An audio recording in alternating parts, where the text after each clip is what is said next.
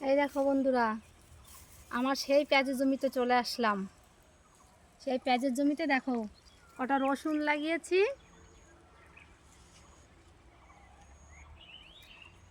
এই দেখো কটা রসুন লাগিয়েছি এখানে। রসুন কটা দেখো হনুমানের জন্য দেখো কেমন অত্যাচারে কি হয়ে গেছে, রসুন কটা ঠিকঠাক হয়নি। তার পাশে কটা টমেটো লাগিয়েছি, দেখো দুটো তিনটে গাছ লাগিয়েছি। দেখো হনুমানে তো সব খেয়েই ফেলেছে, এখন দেখি দুটো তিনটে যদি পাওয়া যায় এখান থেকে, যদি আমার খাওয়ার মতো যদি কিছু হয়। খুব সুন্দর হয়েছে টমেটোটা। তাই একটু নিতে আসলাম। এই দেখো কত সুন্দর হয়েছে টমেটোগুলো। এই দেখো, কিন্তু টমেটোগুলো কেন যে নষ্ট হয়ে যাচ্ছে বুঝতে পারছি না।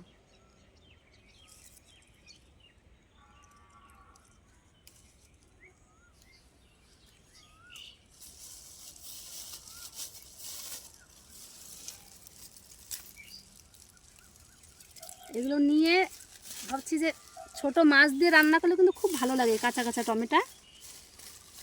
ভাবছি এটা মাছ দিয়ে রান্না করব।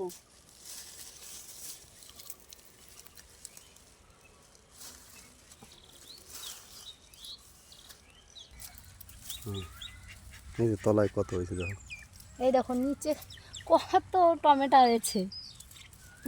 এই কিছু ওরা তুলে ফেলেছে এখান থেকে।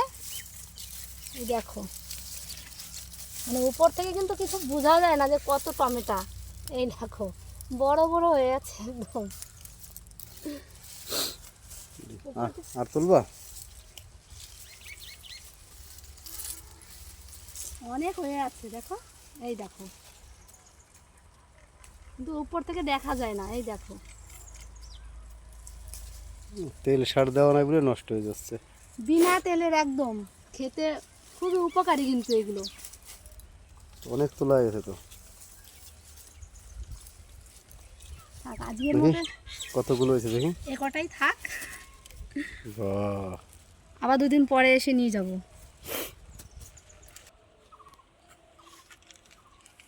ভাবলাম কপি লাগিয়েছি, দেখি কপিগুলো কেমন হয়েছে। ওটা কপি দেখি নিয়ে যাওয়া যায় নাকি। বাঁধাকপি এই তো, কপিটা বতিয়ে গেছে। এই তো খুব সুন্দর হয়েছে এটা তো। দেখো নষ্ট হয়ে যাচ্ছে, আরে অনেক দিন আসা হয়নি জমিতে, কি অবস্থা। দেখি দুটো নিয়ে যাই কপি। এটাও বতিয়ে গেছে দেখো।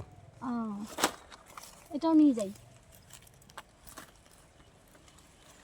এ তো বেশি না, একটা দুটো তিনটে, দুটো তো তুলেই ফেললে। দুটো নিয়ে যাই আর না? এইগুলো পরে, এগুলো দুদিন পরে নিলেও হবে।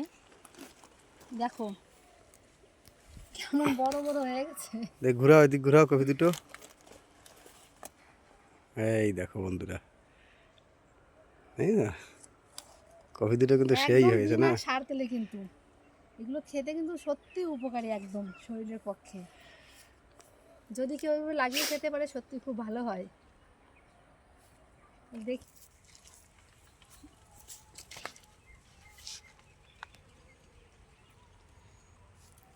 তাহলে সব কিছু কিন্তু তোলা হয়ে গেছে। এখন এগুলো নিয়ে এখন আমি বাড়ি যাব, গিয়ে দেখি কালকে রান্না করব এগুলো। তাহলে ভিডিওটা যদি ভালো লাগে বন্ধুরা, অবশ্যই করে একটু লাইক কমেন্ট শেয়ার করে দেবে।